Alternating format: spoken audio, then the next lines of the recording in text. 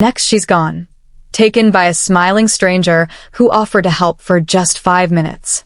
In the blink of an eye, trust turns to nightmare, innocence is stolen, and every parent's worst fear becomes reality. This is the harrowing yet ultimately redemptive true-inspired story of little Haley Bennett's abduction from Everpine Park in Sequim, Washington, a case that echoes real historical child abductions like the 1981 Adam Walsh disappearance that forever changed American parenting, or the 1996 Amber Hagerman case that birthed the Amber Alert system still saving lives today.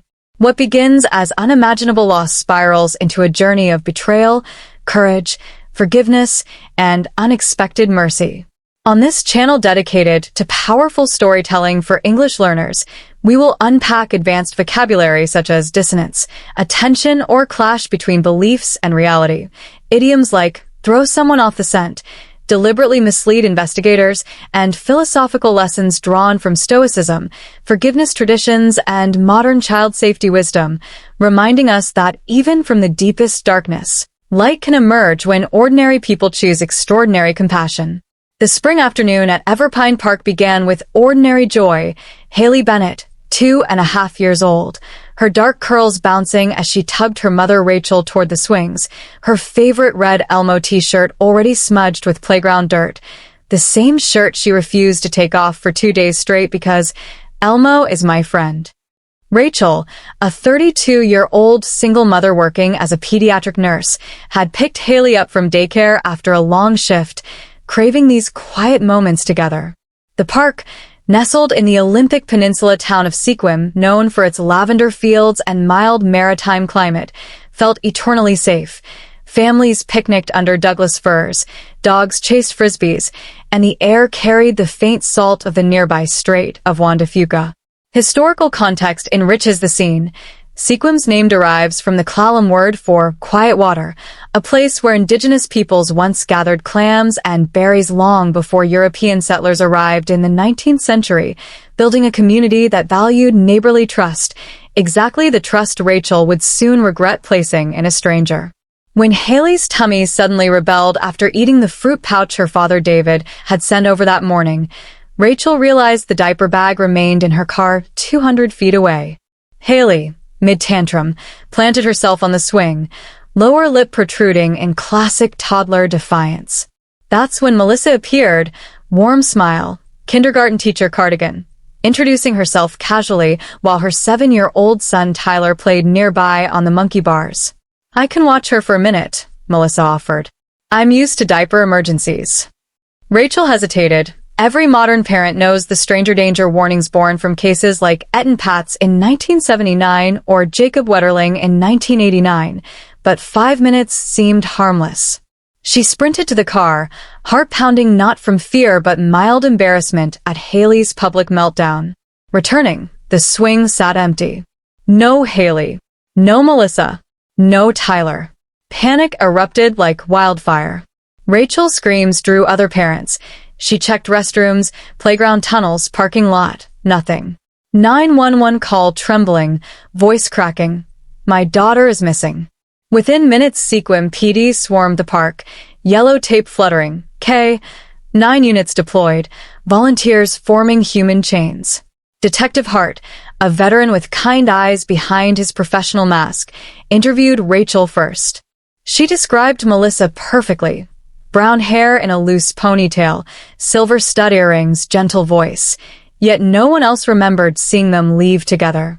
David Langford, Rachel's ex-husband of 6 months, arrived furious, blaming her negligence. Their divorce had been bitter. David's controlling behavior, emotional manipulation during custody hearings, the judge granting Rachel primary custody with supervised visitation only. He shouted, "You let a stranger watch our daughter?" Rachel shot back about his canceled parenting day, the suspicious fruit pouch that triggered Haley's sudden illness. Tension crackled like static before a storm. 48 hours later, Rachel sat hollow-eyed in the police station waiting room, clutching Haley's photo, replaying every second. The fluorescent hum matched the buzz inside her skull. Guilt, terror, rage.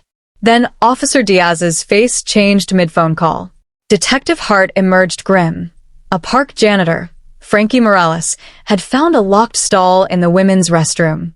Inside, Haley's red Elmo shirt and soiled pull-up diaper, deliberately placed. No blood, no child fingerprints. Someone staged the scene to throw investigators off the scent, an idiom meaning to deliberately mislead, derived from hunting dogs losing a trail. Rachel's knees buckled. This confirmed abduction, not wandering. Forensics officer Chun explained soil analysis might reveal where the clothes traveled. Rachel insisted on seeing the items herself, touching the tiny shirt still carrying Haley's baby shampoo scent. Emotionally, this moment marked Rachel's shift from paralyzed grief to fierce determination. She would not wait passively while algorithms and bureaucracy searched. She would act. David refused to accompany them to the park, citing an important meeting, his detachment chilling. Rachel retrieved Haley's medical records from David's house alone, discovering packed suitcases, a cooler, grocery bags. Odd for a man supposedly at work. A gift-wrapped box for a boy, a woman's tortoiseshell hair clip on his dresser. She photographed everything, bagged the clip in a Ziploc using a kitchen towel, instinct overriding caution. Driving away, she spotted a taxi dropping a woman in hijab and sunglasses who unlocked David's door with her own key, retrieved items, installed a brand new car seat in his Audi. Rachel's world tilted. David's involvement suddenly felt possible. Philosophical teaching surfaces here. Epictetus, the Stoic philosopher enslaved in ancient Rome, taught that we cannot control others' actions, but we can control our response. Rachel chose proactive courage over helpless waiting. Modern relevance for English learners. Phrases like red flags, warning signs, and gut feeling, instinctive intuition, appear repeatedly, helping master emotional vocabulary. Vivid character moment. Rachel's hands shaking as she followed the Audi from afar, phoning Detective Hart while tears blurred the road. What would you risk? Your safety, your promises, your very sanity, to protect someone you love? And how does that choice define who you truly are? The tale followed David's Audi through winding back roads toward Port Angeles. Rachel's phone pressed to her ear as Detective Hart tracked her GPS. The woman, now revealed as Melissa Crane, drove with calm precision, the new car seat visible through the rear window. Rachel reported every turn, Hart hammering. They're heading toward the ferry terminal. Hart's voice sharpened. Border Patrol and Port Angeles PD were alerted. The MV Coho ferry to Victoria, British Columbia, departed soon. Historical parallel. The 1997 case of 6-year-old Morgan Violi abducted by her non-custodial father who attempted to flee to Canada via ferry. Quick law enforcement coordination at the terminal prevented escape, underscoring why ports remain critical choke points in child abduction cases. Rachel parked 100 yards away, watching David arrive by taxi carrying an envelope, likely forged documents. He entered the cottage without knocking, emerged minutes later carrying drowsy Haley, while Melissa guided Tyler and loaded suitcases. Rachel's whisper into the phone. Haley's alive. She's right there. Cracked with sobs. Police converged silently, no sirens to avoid panic. Officers surrounded the family unit at the terminal entrance. Police. Hands up. David and Melissa froze. Haley wailed. Tyler clung to his mother's leg crying, I want my mom and my sister. Rachel bolted from her car, running toward her daughter despite commands to stay back. Detective Hart's voice over radio cleared her path. Mother and child collided in desperate embrace. Haley patting Rachel's tears, murmuring, Mama, cry happy. Paramedics checked Haley. Dehydrated, slight fever from stress, but unharmed. Evidence poured in. Falsified passports presenting them as one family, forged consent letter in Rachel's name, sophisticated forgeries suggesting months of planning. David snarled at Rachel as he was cuffed. She deserves a real family, something you couldn't give her. The betrayal cut deepest. David, unable to accept court-ordered supervised visitation due to documented emotional abuse, had orchestrated Haley's abduction to rescue her and create his idealized family with Melissa, a struggling single mother he met in an online parenting forum. Melissa confessed under questioning. David convinced her Rachel was unfit, promised financial security, companionship, a sibling for Tyler who begged for one since age 3. The fruit pouch was tampered with laxative to engineer the diaper emergency, clothes planted in the restroom to buy time. Cottage used as staging area. David had access via old friends' absentee ownership. Emotional development peaks here. Rachel's rage toward David battles compassion for Tyler, left sobbing on the curb clutching his toy car, asking officers, "When can I go with my mom and my sister?" Rachel's heart broke for the boy innocent in adult evil. Philosophical wisdom from Viktor Frankl's Man's Search for Meaning. Written after surviving Nazi camps, even when everything is taken, we retain the last human freedom to choose our attitude. Rachel chose mercy over vengeance. Modern relevance. Restorative justice models, pioneered in New Zealand's family group conferencing and adopted in U.S. juvenile courts, emphasize healing for all victims, including children of offenders. English learning moment. Idioms caught red-handed, apprehended during the crime, and turn the tables, reverse the situation, explained through the terminal takedown. Vivid moment. Rachel kneeling before terrified Tyler, promising, "Haley is safe, and you will be too." How far are you willing to extend compassion to the innocent caught in someone else's wrongdoing, and what strength does that choice unlock within you? Back at the Sequim Police Department under unforgiving fluorescence, Rachel cradled sleeping Haley while Detective Hart recorded her statement. Melissa's son Tyler, now in temporary CPS care, kept asking for "my sister Haley." Rachel's request stunned everyone. Temporary guardianship for Tyler until permanent placement. After expedited checks, Rachel's stable home, prior custody vetting, Melissa's tearful consent in the interview room, the court-approved emergency placement. Driving home under starlight with 2 sleeping children in the back seat felt surreal. Haley in her familiar car seat, Tyler clutching his toy car, head against the window. Rachel's inner dialogue wrestled guilt. Should she feel kindness toward the child of her daughter's kidnapper? With certainty, this boy had comforted Haley during terrifying hours alone in the cottage, sharing juice, holding her hand. Separating them now would compound trauma. Historical echo. Post-Civil War orphan trains, 1854 to 1929, relocated thousands of children to new homes, sometimes healing, sometimes exploitative. Modern foster care strives for kinship and stability, a lesson Rachel embodied instinctively. At home, Rachel transformed the spare room, Haley's old crib for her daughter, air mattress and borrowed toys for Tyler. First night both children woke crying. Rachel rocked them together on the couch, singing lullabies until exhaustion claimed them. Tyler whispered, "Mom said Haley would be my sister forever."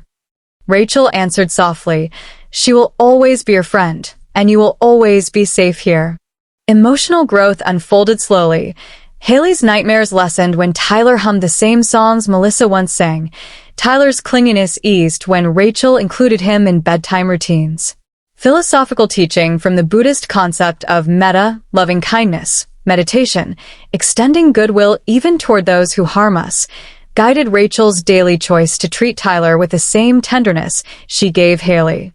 Modern relevance for English learners. Complex sentences expressing cause-effect. Although Melissa committed a terrible crime, her son remains an innocent victim who deserves care. Help master subordinating conjunctions while discussing nuanced morality. Vivid character moments abound. Rachel teaching Tyler to braid Haley's hair, the children's laughter mingling for the first time since the abduction, Rachel weeping alone in the kitchen after bedtime, overwhelmed by gratitude and lingering fear. Months passed. Court proceedings moved forward. David faced charges of kidnapping, conspiracy, forgery, child endangerment, life-altering prison time likely. Melissa, cooperating fully, received a reduced sentence contingent on testimony, expressing remorse in victim impact statements. Rachel testified not for vengeance but truth, stating, "Justice must be served, but healing must include the children." Tyler's maternal grandparents deceased, father absent, no other kin stepped forward. Rachel petitioned for permanent guardianship. The judge, moved by psychological evaluations showing strong sibling-like bonds between Haley and Tyler, granted it. Rachel legally became guardian to both, Haley by birth, Tyler by choice. Community rallied. Fundraisers for therapy, neighbors delivering meals, Sequim's tight-knit spirit mirroring historical barn raisings where neighbors rebuilt together. Rachel returned to nursing part-time, enrolled Tyler in school, began family therapy. One evening Tyler asked, "Am I your kid now too?" Rachel knelt, cupping his face. "You are loved here every single day, forever." Universal wisdom surfaces. Forgiveness is not excusing evil but freeing oneself from its poison. Desmond Tutu's words after apartheid. Without forgiveness, there is no future. Resonate deeply. English learning aid. Phrasal verbs grow apart, versus grow together. Illustrated through the family's evolving dynamic. How does choosing forgiveness, not for the offender's sake, but for your own healing and the next generation's future, reshape your capacity to love more fully? Years later, the little family stood stronger. Scars transformed into sources of wisdom. Haley, now 7, and Tyler, now 12, sat beside Rachel at a Sequim Lavender Festival booth raising awareness for child safety programs. Haley wore a new Elmo t-shirt. She still loved him. Tyler a volunteer badge. They handed out Amber Alert brochures, sharing their story, not as victims, but as survivors who chose love over division. Rachel spoke at schools about trust but verify, explaining red flags in custody disputes, the importance of documenting everything. David remained incarcerated, occasional letters arriving filled with regret. Rachel read only after careful consideration, always prioritizing the children's emotional health. Melissa, released on parole, lived quietly in another state, video calling Tyler weekly under supervised conditions, rebuilding slowly. Philosophical depth from Aristotle's Golden Mean. Courage lies between recklessness and cowardice. Rachel found hers in measured mercy. Historical thread. The 1990s saw landmark U.S. legislation like the 1990 National Child Search Assistance Act and 2003 Amber Alert expansion, born from collective grief turned into systemic protection. Rachel volunteered with local alert coordinators, ensuring Sequim's systems stayed sharp. Modern relevance. Digital age parenting demands new vigilance. GPS trackers, privacy settings, open communication, while English learners practice future perfect tense. By next year, we will have helped train 500 parents through Rachel's advocacy speeches. Vivid moments. Haley and Tyler planting lavender together, symbolizing beauty from hard soil. Rachel watching them play, whispering thanks to whatever force returned her daughter and gifted her a son. Emotional arc completes. From shattered trust to rebuilt family, proving resilience is not the absence of pain, but growth through it. Universal teaching from Nelson Mandela. Resentment is like drinking poison and waiting for it to kill your enemies. Rachel chose antidote instead. What legacy will you leave when life tests your capacity for compassion? Bitterness that poisons generations, or mercy that plants seeds of healing for those who come after you. In the quiet hours after the children slept, Rachel sometimes sat on the porch gazing at the Olympic mountains, reflecting on how one terrible choice rippled outward, yet ultimately birthed unexpected grace. The abduction exposed humanity's darkest impulses, jealousy, entitlement, manipulation, but also its highest, forgiveness, protection of the vulnerable, community solidarity. She kept a small wooden box on her dresser. Inside, Haley's original Elmo shirt, cleaned, preserved, Tyler's first toy car gifted by Rachel, a photo of the three of them laughing at the beach. It reminded her daily, evil may strike swiftly, but love rebuilds patiently. Philosophical closure from Viktor Frankl again, the last of the human freedoms, to choose one's attitude in any given set of circumstances. Rachel chose hope, compassion, expansion instead of contraction. For English learners, narrative tenses masterclass. Past perfect, she had never imagined she would become guardian to her abductor's son. Contrasts with present perfect continuous, she has been raising them together ever since, building fluency while exploring profound themes. Modern wisdom. Today's parents use apps like Life 360, teach tricky people instead of stranger danger. Advocate for shared parenting laws that prioritize child safety over adult rights. Rachel testified before Washington state committees, her voice carrying weight born of lived experience. The story closes not with perfect resolution. Scars remain. Therapy continues, but with quiet triumph. Two children growing up loved. One mother who refused to let evil define her family's future. Universal message endures. When darkness descends, the bravest act is choosing light. Not once, but every single day. How will you respond the next time life hands you an impossible choice? Will you contract in fear and resentment, or expand in courage and love, creating ripples of healing that outlast the pain itself?